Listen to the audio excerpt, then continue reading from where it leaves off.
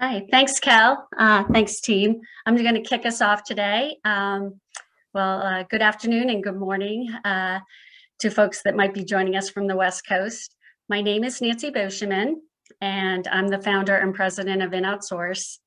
And many of you on the webinar today are already our customers and familiar with our services around information governance consulting and implementation of risk systems. I'm pleased to welcome you to this webinar, Winning Cybersecurity Operations. At the ABA annual meeting back in 2014, the ABA adopted a resolution on cybersecurity that encouraged sector organizations to implement a cybersecurity program. And here we are, 8 years later, and cybersecurity threats are a top concern for law firms. So in the most recent 2021 ABA Legal Technology Survey report, 35% of law firms with over 100 attorneys reported that they had some sort of a breach. However, the reality is that many law firms don't even necessarily know when they've been breached. In my kind of talking with our law firm customers, they've communicated concerns over their ability to meet the onslaught of security threats. Law firms' clients require that their law firms have a strict security protocols and to protect their information. And law firms go and they spend thousands of dollars on technology and security programs.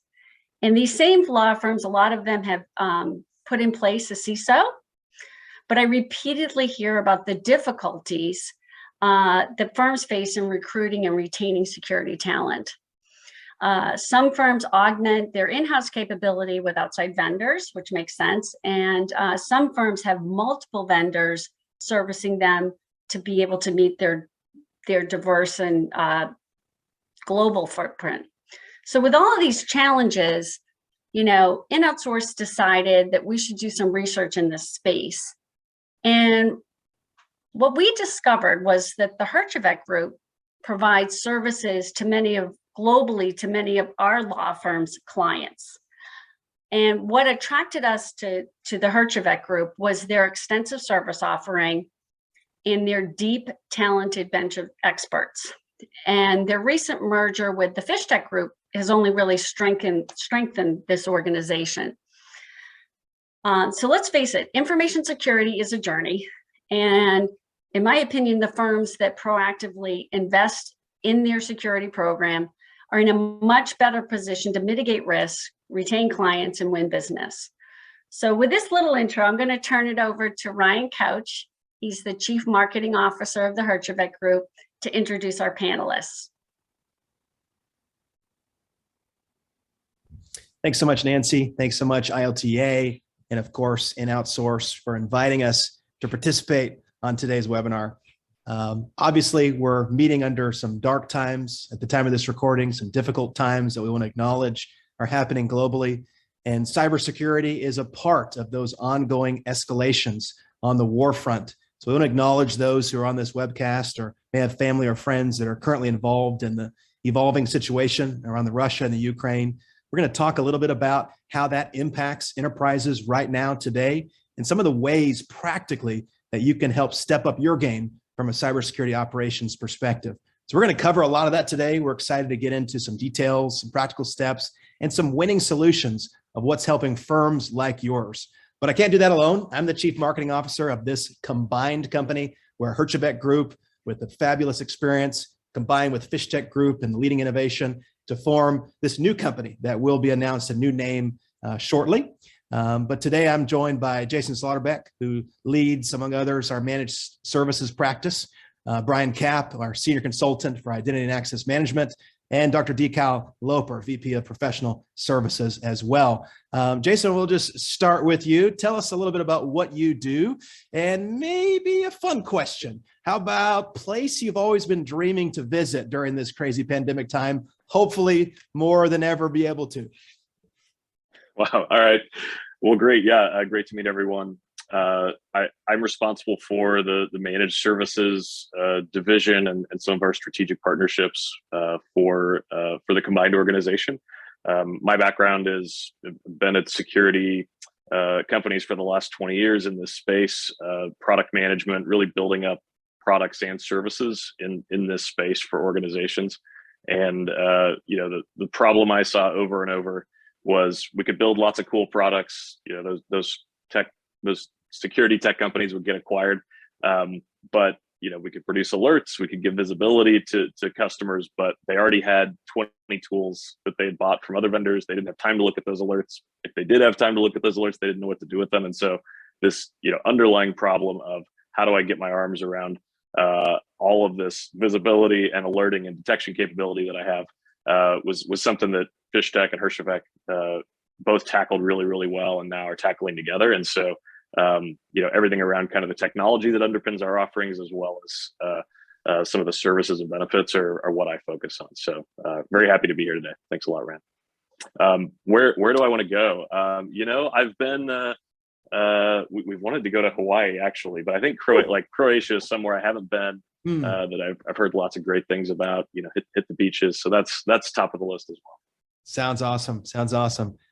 Brian, I think your life has never been more busy than the last 2 years. Identity, holy moly, has become the new perimeter beyond what it even was before, thanks to a global workforce working remote, all sorts of challenges that you've enabled their customers to overcome.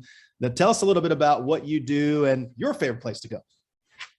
Yeah, thanks, Ryan. A lot of what I do here at Herjavec is work with multiple different spots of the IAM practice, anywhere from advisory and helping clients figure out what direction to go with their IAM practice, down to the actual technical deliverables associated with the individual tools that clients pick. So we get to see a lot of different clients in a lot of different areas and be able to help them both make decisions and then implement things that ultimately lead to their success. I've been doing this around 8 years with a variety of different clients and gotten to see a lot of different things along the way. So hopefully we have some good insight for this conversation as well. As long as for places I want to go, we'll keep one domestic here. I'm a real big outdoorsy person, and I would really love to go to Glacier National Park out in Montana. It's a little remote. It's hard to get to. It's on the list, but requires some effort to get out there. So that's mine. Love it. Fantastic. And we're also joined by Dr. Decal Loper. Very excited to have you around, sir, and your tremendous experience in this space. You've seen some horror stories, right? And you've helped solve some of these major problems and challenges that law firms like those joining us today have overcome. Looking forward to hear your insights, but tell us a little bit more about kind of your day-to-day and your favorite place to go. Oh, you're on mute, sir. Sorry about that. $1 in the mute jar. All right. Hi, everyone. Thanks for joining me today to watch my lips move and no words come out. Now, my name's Cal Loper. It's good to be here. I represent our professional services group for today.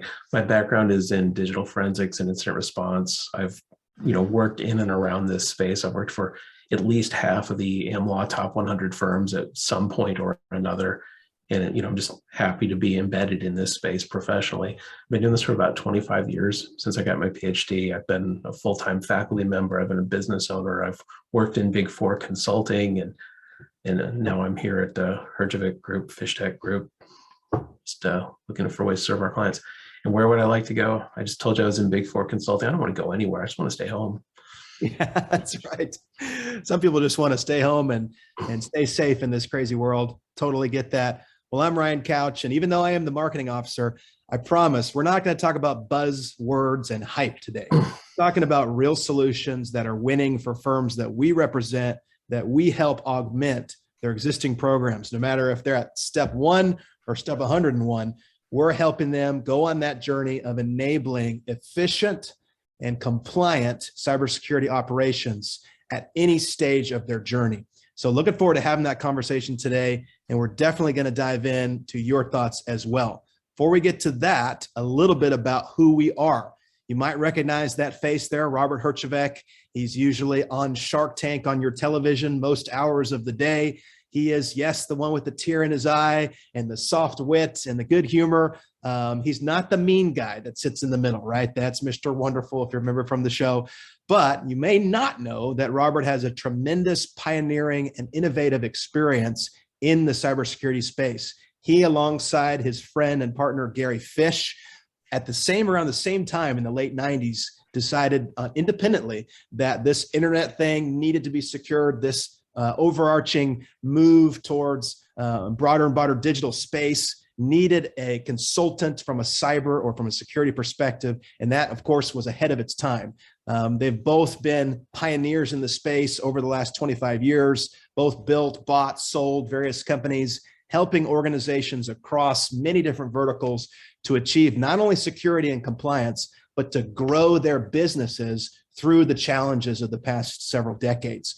You can see some of our talking points here around cybersecurity focus, comprehensive expertise. Of course, we all know this crazy landscape of vendors that many of you on this call get hit up with all the time with, hey, buy this product, buy this solution. How do we help organizations navigate that in an unbiased, vendor agnostic way? That's what we do. We are the trusted advisors for organizations looking to minimize risk, maintain compliance, and maximize their efficiency to grow their businesses. Because at the end of the day, nobody got into law in order to run cyber, right? Everybody who got into law wanted to get into law in order to help clients and manage their risk. And of course, cyber is just one of those components. Of course, we're highly certified and controlled. We work with so many different complex environments, and we've pretty much seen it all at this point. However, at the end of the day, you really want those proven architects, those solution providers who have been around, who have innovated not only the cybersecurity space, but the cloud space, the SIM space, the identity space in so many different areas. And Robert Herjavec, with his experience from the Herjavec Group, combining now in the last 2 months with Fishtech and Gary Fish and all that he's done for 20 years, truly is a market leader in the managed security space to really take things to the next level for Fortune 500 clients and beyond. As Dr. D mentioned, AmLaw Top 100 representing over half of those. We know that that's going to resonate today. So as we move forward here, we want to talk about having a global footprint for a global risk landscape. Never before has your concerns, your clients' concerns gone global as much as it has today and literally in this crazy time we're in right now.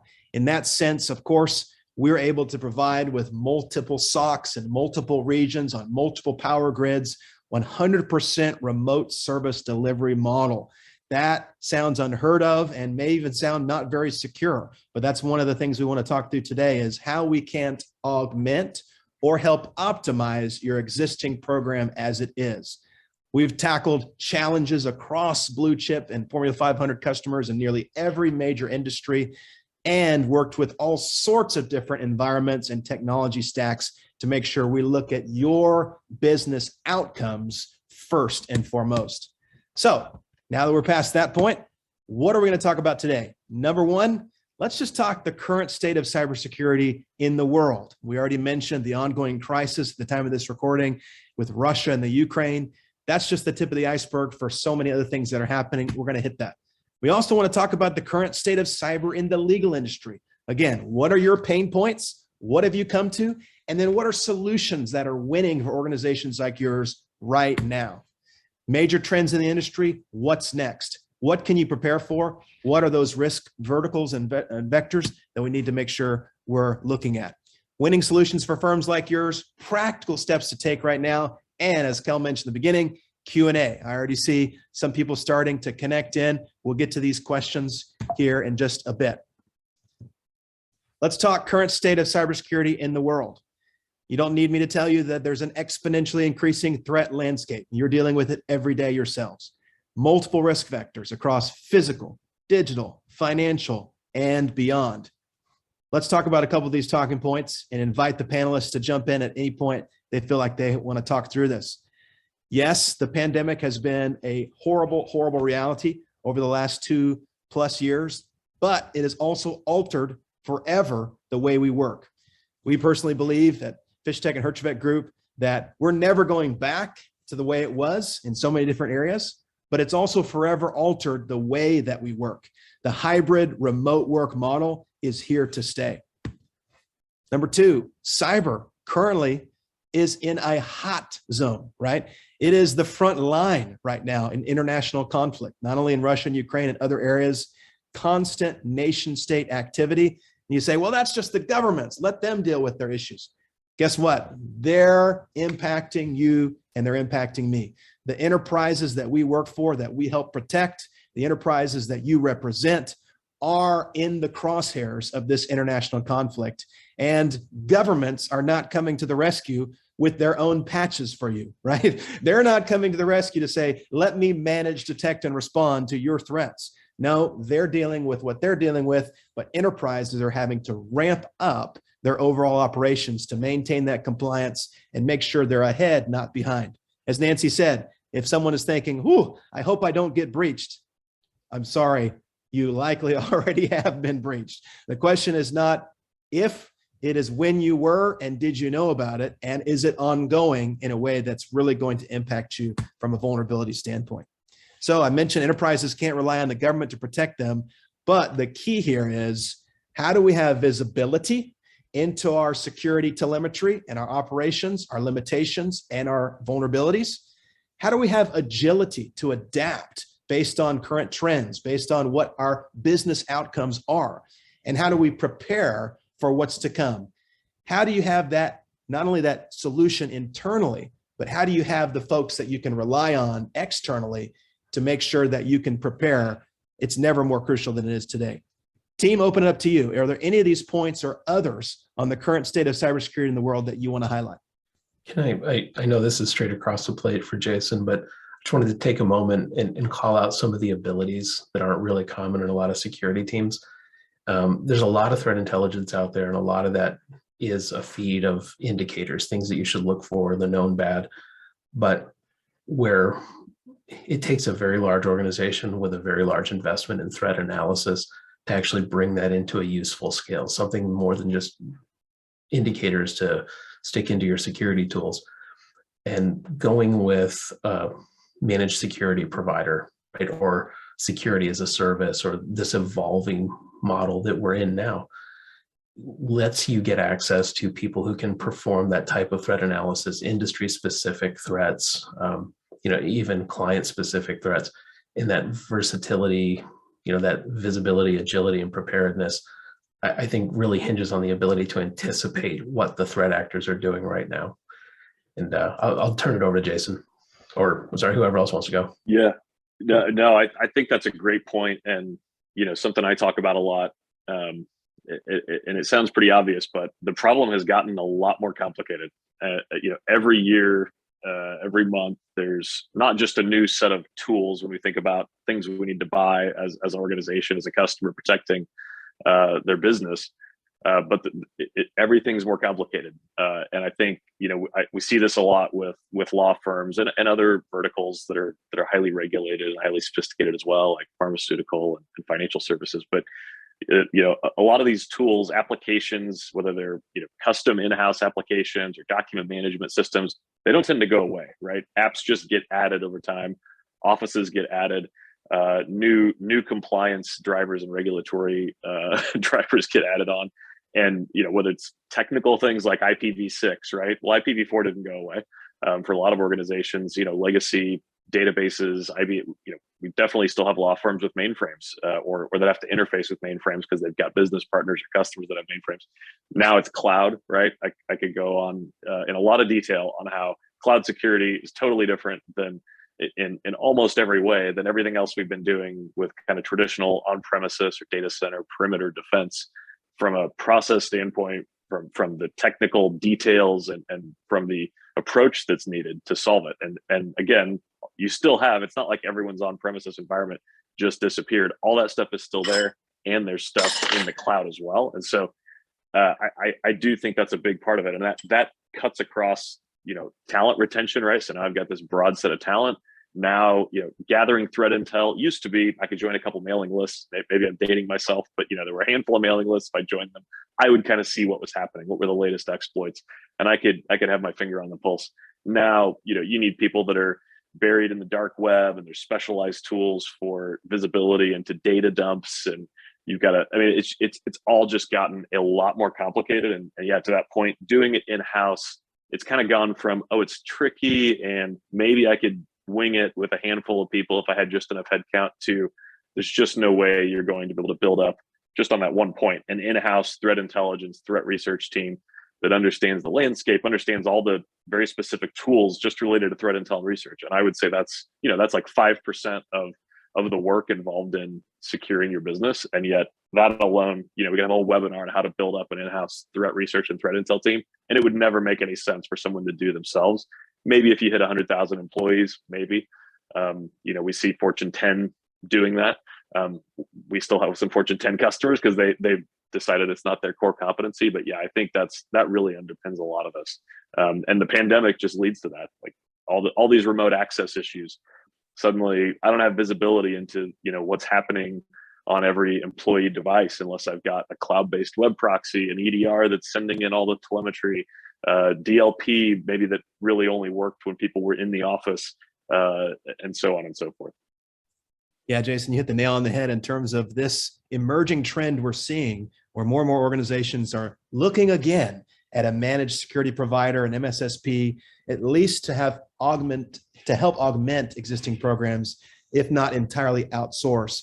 The CFO, the CTO, others, they can only spend so long behind the scenes or in extra hours helping out with threat intel and managing alerts and all that. Having a dedicated team costs money. It actually costs tools and license costs that are out of this world. And of course, the sprawl of technology and the SaaS apps only growing with work from home is why people are giving that a second look. Let's keep going here into the current state of cybersecurity in legal. Now, what are some of the other pain points that are driving these challenges? Well, the horror stories are piling up, right? And you've heard them, we know them. It's not just malware and people clicking on links they shouldn't. It's business email compromise from that random email that came looking from the CEO, asking for those iTunes gift cards to be shipped. All of a sudden it's people using false names, false data, but it appears correct. And then of course, the threat of ransomware. We've seen how that, among other threats, are escalating, to use the Wizard of Oz reference, malware, phishing, ransomware. Oh my, it's clearly an emerging problem and the horror stories are piling up. We mentioned this, the technology scape, the app sprawl is a big problem and one that's not going down. How do we make sure we properly grant access and not have to do so much manual provisioning? And I know we're going to talk more with Brian about that here in a bit. One thing we hear from law firms all the time is, I need super availability, right? I need to have my exact documents when I want them right now. I don't want to have to log into a bunch of places. I don't want to have to go through a bunch of checks. I'm being paid on a very clear timescape, and I can't afford to have these extra checks. So how do we make sure we balance that hyper focus on deadlines and deliverables, but make sure that security is of foremost concern, because these documents are sensitive, and with constant bad actors looking in, how do we make sure we protect those clients and their sensitive data while at the same time having a hyper availability? And then access controls. We talked about manual provisioning around that same complete availability. Dr. D or others, what are some of the horror stories or solutions that you're hearing in the legal space? I think it's more bridging to it. So I can tell you all the horror stories start with a common element. They exploited identity. They were able to avoid detection because nobody was watching the monitoring tools, or weren't able to put together the very low level alerts, the things that your people wait till Monday afternoon to get to after a long weekend of getting breached. So that's, just clearly an issue in all the responses my teams work. But there's also this idea about pulling security tools and practices together with a professional service. And what I mean by that is just one example. We have an offensive security team.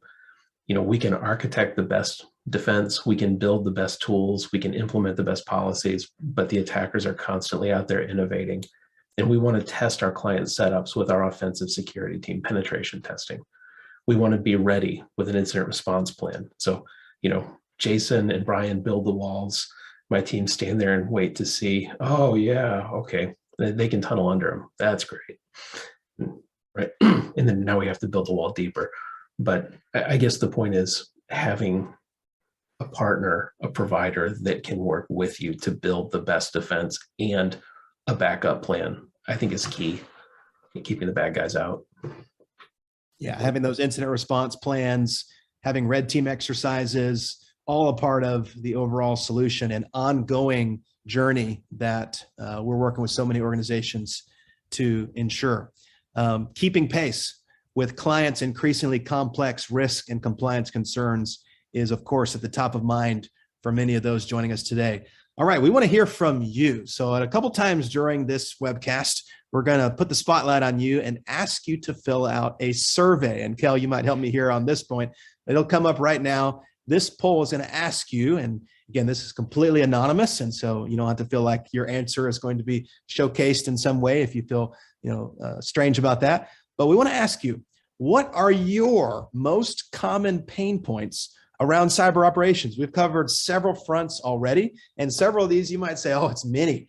But if you could just name one, actually, it does say select all that apply. Select the ones that are most appropriate for you. Just reading these off here. Not enough talent and resources. I know that's a big one. Technology sprawl, we've mentioned. Scaling costs of SIM, that aggregator of technology telemetry that we'll talk a little bit more about. Ever evolving threats. It's like whack-a-mole, right? You can't get all those threats and keep them down. Is your SOC or Solution Operations Center or Security Operations Center feel like an alert factory without an end? Yes, for many that is the case. Or do you feel like you have all those pieces in place, but you simply can't detect and respond fast enough? You can't keep up with the time and the talent that you have. Awesome. This is great, team. All right, so we're sharing results here, and you should be able to see on the screen what we're seeing. Team on the panel, it looks like ever evolving threats is the one that really hits the most. But then next to that, we have not enough talent, resources, and can't detect and respond fast enough. So as we continue to go through our slides here, we're going to keep that top of mind and hit some of these points as we move forward. So as you can see on this slide, we have a little bit of a journey that we believe many organizations are taking based on these pain points to get towards an outcome-driven security as a service. So follow us on this paradigm shift. A lot of folks are used to dealing with what we'd call a traditional VAR, or a value-added reseller. Someone that comes to you and is pitching a bunch of products that they say are going to accomplish this objective and that objective, not always fitting together, but you feel like, you know what, it says the word stop breaches, and so I'm going to buy it and see what happens, right?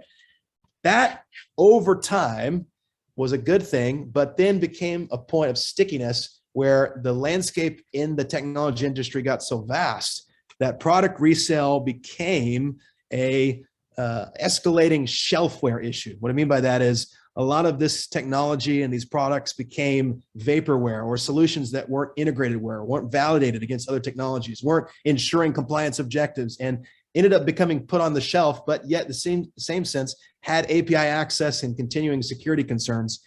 We believe that many organizations are shifting from relying only on a traditional value-added reseller to resell technology towards more of an in-house operations center. Now, that in of itself is costly, time-consuming, and very difficult to staff, where many organizations find themselves today. Many on the poll just mentioned lack of resources, lack of talent, lack of finances. All of this has led towards organizations looking to manage security providers like Fishtech, like Herjavec, who provide the 24/7 people, process, and technology for a program you can trust. And we have some organizations that rely completely on our managed services to detect and respond 24/7. We have others who simply have outsourced a portion of their overall program or a sector of their business. We have some that have said, hey, we only want you to finalize this part. We only need the threat intelligence. We only need the alerting platform. We only need some other services around that. We can help you wherever your journey is, but the ultimate goal is not just a 24/7 program. The ultimate goal is globally driving your business, knowing that your program is securing what's going on behind the scenes. So far more than checking a box in security, Jason, we're looking at driving business. And I think that's where we get to what's coming, which is one of our most flagship offerings. It's a complete managed detection and response. Now, Jason, you work with clients who are just starting on this journey and those who are looking to augment a really great program. Why do you feel like this set of tools, this offering, is so important right now for all organizations? Yeah, great question, Ryan. I think, I talk to a lot of CISOs, and I'll say one of the conversations or the questions that I use a lot to start off the conversation is, do you love your SIM, and do you feel like your SOC is fully staffed and you have plenty of headcount on your security team? Or if you have an MSSP, and so you don't have an in-house SOC, do you love your MSSP? I don't know if I've met a CISO yet that said, yes, yep, my SIM's great and I love my MSSP, or I've got plenty of headcount for my security team. Everything's great on both fronts. I don't think I've met that CISO yet. And so I think that fundamentally that is where this space of what we call enterprise managed detection and response, which goes far beyond just endpoint managed detection and response, that's where this came from. Gartner's talked about this notion of a shift from what I would call the traditional mediocre managed security services provider that takes the 10,000 alerts that come in every day from all of your different tools, from low, medium, high, critical, filters those down to 12, and then chucks them back over the fence at their customers and says, hey, good luck. And customers, of course, are sitting there going, well, I thought I signed up with a managed security service so that I would get some help resolving these. I don't even know why you sent me these 12. I don't know what to do with these. I'm not sure how bad they are. Like, should I, do I file a cyber risk insurance claim because, things are hitting the fan? Or is this just routine stuff that I need to kind of poke into for 5 minutes? And if I don't find anything, I can move on. And those are really important questions, right? Every single alert, there's a lot of stress around, I don't know if I've followed this thread all the way to the end. I don't know what's happening. And so, this idea of a provider that's actually going to, how I describe it, is run things to ground, own the issue. Could be something as simple as 50 people got a phishing email, it made it past my email security, and I now, by default would be spending, someone on my team is going to spend half a day, maybe if I'm lucky 2 to 3 hours, just tracking down who all got the email, who clicked on the link, what was on the other end of that link, did anyone post something like their O365 credentials to that page, is there malware on it, like all of these things, and then maybe I've got to write up a little report for compliance. That's a huge time sink. What if you had a provider that could do all of that for you? And same thing on the endpoint. I've got 12 medium alerts that came in from my EDR tool at 3 a.m. on a Saturday morning. Okay, well, medium alert, that's probably good. That probably means my endpoint mitigated the issue, resolved it, prevented the malicious software from running, quarantined it. Great, but hold on, and no one at your firm is probably getting texted about medium alerts in the middle of the night. But am I not curious why that happened? Like, what is there something else in my environment maybe that is vulnerable, that is breached? Maybe I've still got an Exchange server I didn't know about that was vulnerable to the Hafnium thing that came out earlier this year. And so maybe something's breached and it's trying to spread. And all of my things that have up-to-date EDR, maybe I'm fine, but what about everything else? Or what if there's something else that happens and that attacker comes up with something more creative to bypass the EDR? Who's going to dig in and respond and actually jump into my EDR console, isolate hosts, quarantine devices, follow a playbook, alert me that something bad is spreading? So those are very tactical examples, but I think getting at that issue of, do I really have the right skill set looking at everything that I've got visibility into? And of course, they should be enabled by the SIM. The SIM is the thing. Many of these SIMs invented 20 years ago. And they're supposed to be the thing that correlates all my alerts and allows me to sleep well at night, keeps me safe. And we talked to, I would say a couple of different classes of organizations there. Some that have gotten the budget they needed and they've invested over the last several years or even a couple decades to make their SIM do valuable things. They've got great dashboards, they've got highly tuned rules, they've got all the important data sources feeding in and properly parsed, and they've got a workflow that's working for them. A lot of times those organizations are still struggling with, okay, how do I staff this and keep up with it? How do I make it do cloud security or whatever the hot thing is? And then there's a second set of customers that feel like their SIM is just busting at the seams. it not just from a pure cost standpoint, but ongoing care and feeding, plumbing, tuning, too many rules, and above all else, the cost is killing them. And if the cost isn't killing them, it's because they're not putting all the events in there because they know they've got to throw away some data so it doesn't slow down or so it doesn't become overly expensive. But they can't keep up with the parsers. And so obviously we have solutions for both sets of customers, people that are happy with the technology they've got, they just need some help. And then there's people that say, look, I'm probably in a good position to look at something different, like a cloud native SIM. And maybe jumping ahead, but just to answer the question because it came in, so I'll address that. So the question was, can our services basically guarantee keeping data in the US? Absolutely. We've got services. So we talked about our global footprint, which is great for customers that are global, but a lot of our customers in some of those highly regulated verticals I mentioned, they want 100% US citizens on US soil. They want the data to reside in the US and never leave for lots of different reasons, all of which you guys are, I'm sure, familiar with. So, yep, and that's actually our default service for the U.S. market is to provide those services, solely out of our U.S. SOCs with U.S. data centers. Excellent, thank you, Jason. All of this sounds amazing, right? No matter what technology I use, you can help. No matter if I have people or not, you can help. All of it, though, kind of sounds expensive, right? When we think about cloud costs alone, licensing costs alone, how are we actually helping folks navigate whatever their budget constraints are when they're already thinking, I can't even afford one more person in my SOC? How can I afford a 24/7 service? Are there leading solutions out there that are changing cost models? Yeah, absolutely. I can speak to that one. I think that's something we love to kind of dig into with clients is what are their drivers of cost? Where a lot of times it's down to data storage, but there are some really unique solutions. We're seeing Google and Microsoft and probably soon Amazon throw their hats in the ring as we've wanted. Those are the companies that own all the compute in the world, and so when they bring forth cybersecurity platforms, we get the big guys competing. That's really positive. We can support any existing SIM technology that you've got, and we've got a great relationship with Google around their platform, which really changes the game in cost.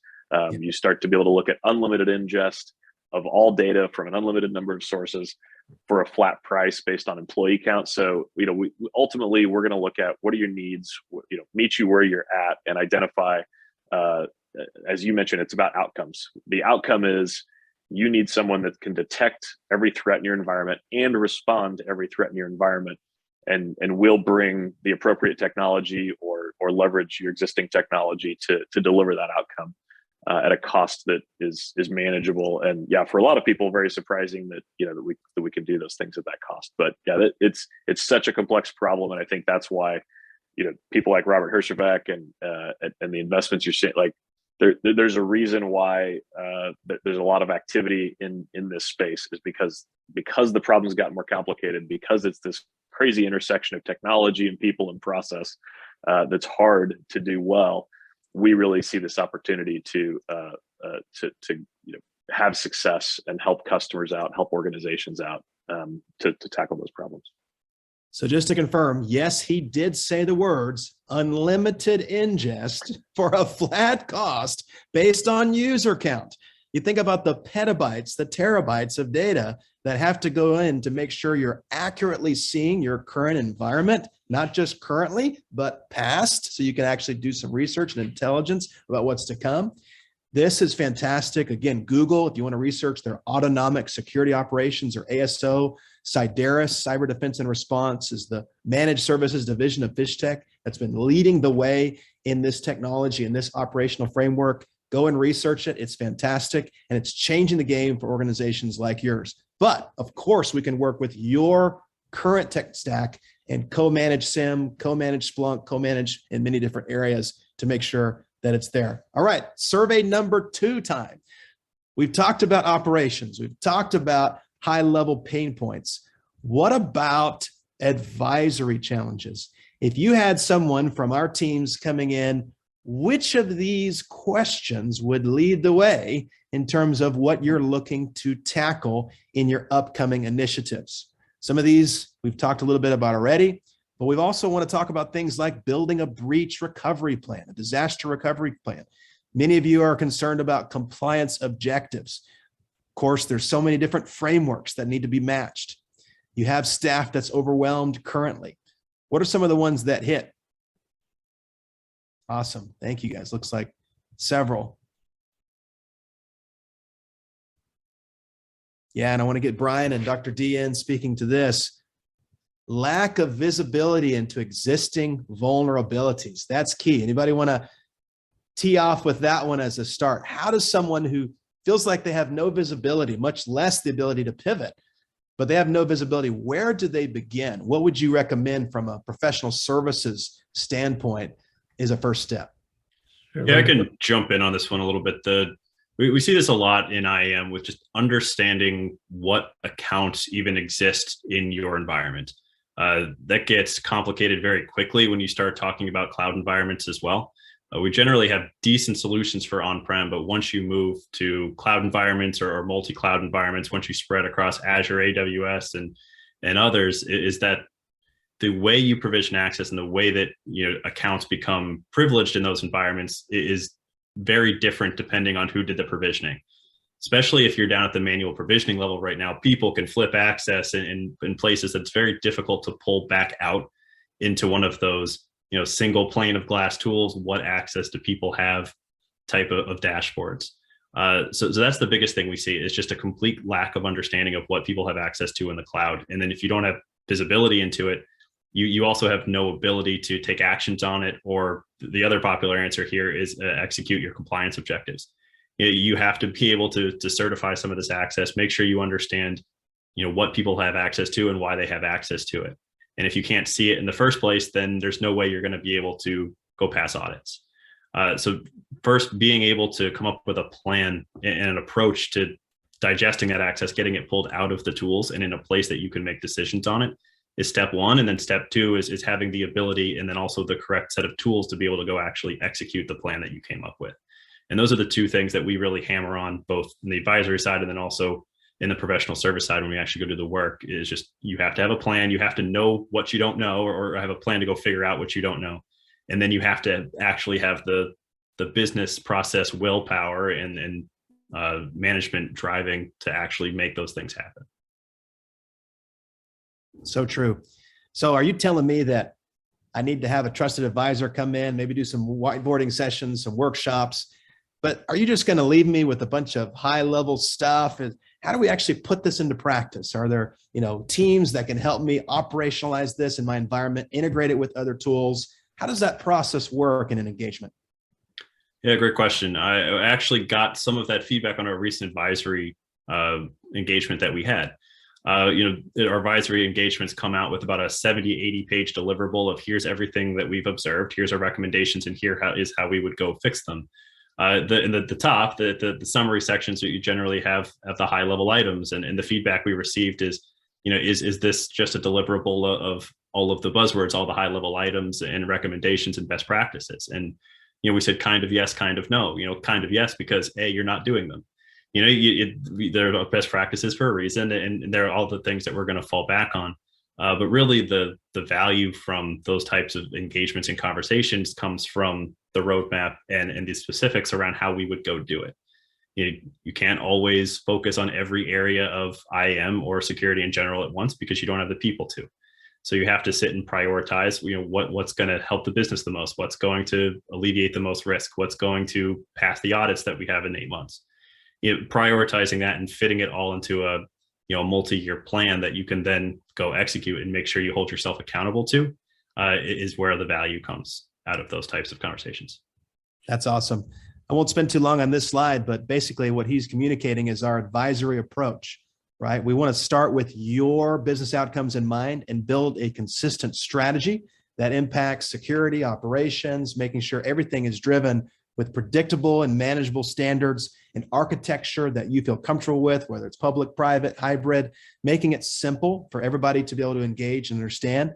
validate those technologies and methodologies to be clear and consistent, and then leverage the people processing technology for those outcomes as needed, right? And so it's a mix of advisory solutions and technology solutions to drive towards those transformation outcomes. And some of you are already doing this, but many organizations lack that advisor or that trusted partner they can rely on.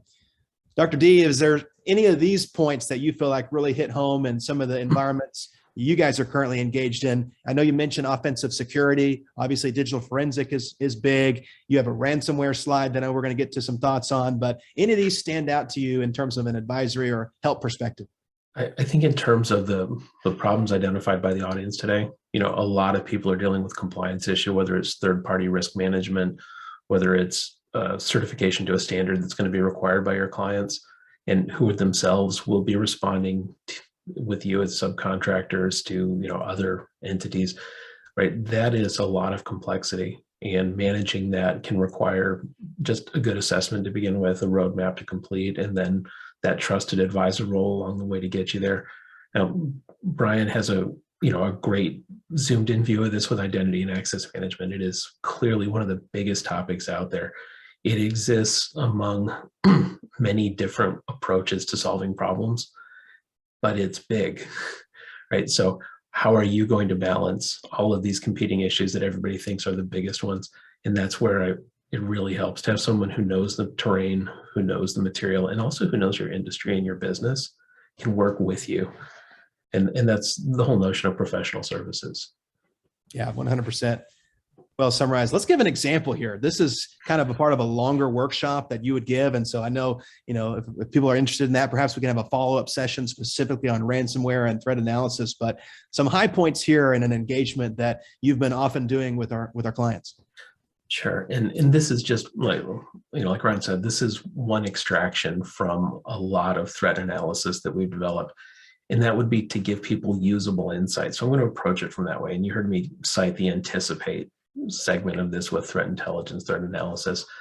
The idea here is that I'm often in the room with the executive team or making reports with them to boards of directors. How do we explain what the attacker is going to do during a ransomware? We know operations are down. We know there's been business impact, and they're getting the readout from the CFO, the COO, CEO. How do we help them predict the future? Because that's always what they want. And the answer is we can't. But, right, we have to operate. We have to make decisions. And the best way to do that is to provide a defensible analysis. And, some of you may have taken defensible strategies to court. Right, that's the idea here. Is we have a set of facts that we base it on. We make a defensible decision given the facts available and proceed. This is an example of how threat analysis can help you make decisions during a ransomware event. How do these groups work? Having some insight into them will help you understand, if we pay the ransom, will we get a tool that helps us decrypt it? Well, the analysis is based on an economic model that they have to interoperate with others in a threat environment, an ecosystem, and they have to be dependable because there's no contract law on the dark web. So it's all about their reputation. Will the ransomware as a service provider be able to attract affiliates? If affiliates won't get paid, then they won't come to the ransomware as a service provider. Right? There are a lot of distinctions and decisions you can make, reading ahead, looking at the reputation of a group. In fact, part of the threat intelligence that went into this was the discovery of a playbook from one of the ransomware as a service actors called Conti. And they laid out how to recruit affiliates, how affiliates would operate, wow, sub-services they provide. And all of that goes in to inform our teams as they are working with you on the ground during a breach. And, I wanted to put something concrete to this so it's not just this nebulous, we know what's going on behind the scenes. This is how we get there. This is fantastic. And again, why reinvent the wheel? Why go it alone? Why not leverage the expertise of those who are currently working or have been working with organizations now even for 20 years to understand this space in and out? And so that's what our team is bringing today. All right, we're going to do one more big survey or poll. Let's talk post-pandemic identity solutions. So I know, Brian, you have some thoughts here around this, but are you facing any of the following identity challenges? Everybody's talked about remote work and identity and how it changed everything. Sure. Let's talk about post-pandemic. What's going to remain? What's the fruit of all this time? Do you feel stuck in multi-factor or single sign-on hell right now, right? You can't get yourself out of multiple directories with inconsistent password policies and no PAM solution. Brian, this is what you guys deal with every day. And you say, take a deep breath. We are the experts, right? We can come in and help untangle the web, for lack of a better term. Sorry, see what I did there? Can't do it. What are the things that are really hitting you? What I'm seeing already here, excessive manual and repetitive work. Are we thinking Active Directory? Are we thinking other things where it's literally just 111? HR's even helping and you're like, dang it, they're not supposed to have access to that. How is this supposed to work? Oh, by the way, so-and-so's outsourcing this to someone in India? No. Or they're working on their kid's computer, which has got all sorts of malware on it at home? No. How do we make sure that we overcome these identity challenges? Yes, even post-pandemic, knowing that God forbid something else would happen that sends folks back into their remote environment, or they're just staying there anyway. Some of these, Brian, which one of these do you want to tackle first? The lack of IAM solution and excess repetitive manual work are going to go hand in hand with each other, because there's nothing that will give you more manual work than not having an effective IAM solution implemented and connected into the majority of the applications, or the majority of the applications, at your company that the people need access to. There's nothing that kills a help desk more than, hey, I need access to this one specific thing, and getting that request 300 times a day. You're going to need multiple people to go manage that. But if you had an effective IAM solution and a good implementation of it, nearly all of that would go away. And you would be able to either provision that access immediately based off something that you knew about the user, or just by birthright, or you would be able to provide a request center that allowed that access to get provisioned automatically.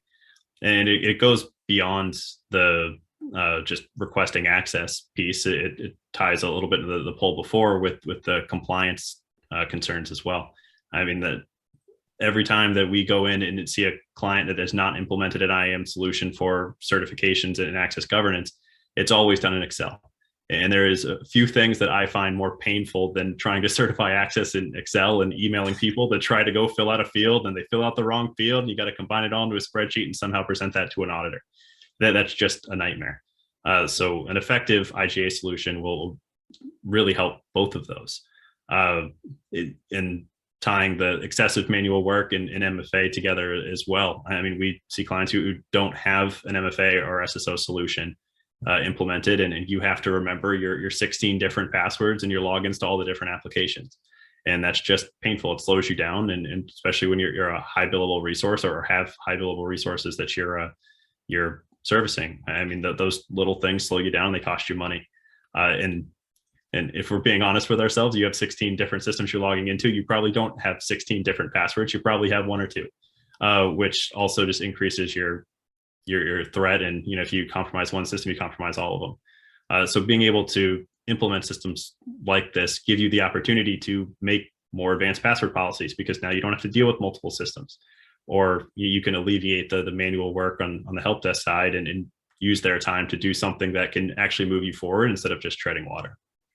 Excellent, Brian. I know we just have a few minutes left. And again, if you do have questions, I want to encourage you to put them in the chat.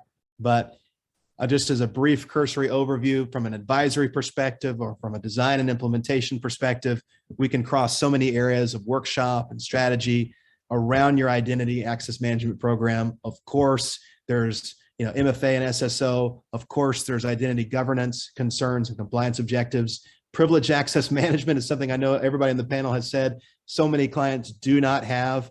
And one area that I think would be important to go over is oftentimes people are looking for a customer identity and access management solution, right? Where your customer environment is actually secured with an Okta or with some other single sign-on provider, to where, yes, you as a firm have your own solution, but then you're able to have a partner portal or someplace where your clients are able to log in and get access to those specific files just for them. Is that something that's taking off and that you're seeing more and more in environments?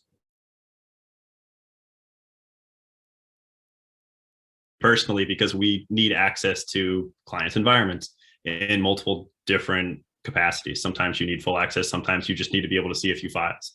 And that's probably a lot of what you all deal with as well. And so being able to give the customers access quickly and effectively, and then having someone who actually manages that access is really important. And there's not one specific tool that does it. So you have to shoehorn it into a couple and really have a cohesive approach to it. But customer identity management is something that we've seen explode, and there are very few people who actually do it well. Yeah, and do it well with the kind of tool technology expertise that you can see across the board. So when we're talking managed identity, definitely something we can talk about as well. All right, so winning solutions for firms like yours in our last 2 minutes. We want to encourage you as a follow-up, go to our website, fishtech.group, herjavecgroup.com. Start with a Snap. What's Snap? It's our cloud-native analytics platform. It's our SIEM technology built around Google Chronicle and their enterprise security platform we talked about before with that unlimited ingest, fixed pricing model. Move towards 24/7 managed detection and response. Maybe at first that's something that you just can't foresee. Talk to Jason, talk to his team, have a conversation around getting started around SIEM that makes sense for you if you haven't already. Number 2, leverage an advisory workshop. You heard Dr. D and Brian and Jason talk about how to roadmap your program with clear deliverables, clear deadlines based on your business objectives at the fore and not just our quotas, right? That's not what we're doing here. Look at building a CIAM solution, as Brian just mentioned, or start with just an existing IAM program if you don't have that in place. It's amazing how quickly we've seen organizations go from 0 to 100 very quickly and get rid of so much of that manual process. And if I have more time for my users and more time for my clients, I can actually bill them for other work, right? So you're actually growing the business by making sure that you're more secure and compliant and doing it efficiently. So my friends, we've come to the end of our time, 1 minute till. I want to thank Nancy again, InSource, Tom, Kelly. If you have more questions, connect@fishtech.group. You can reach out to us, reach out to Tom at InOutsource, and reach out to our Florida-based sales rep, Jeff Cooney at herjavecgroup.com.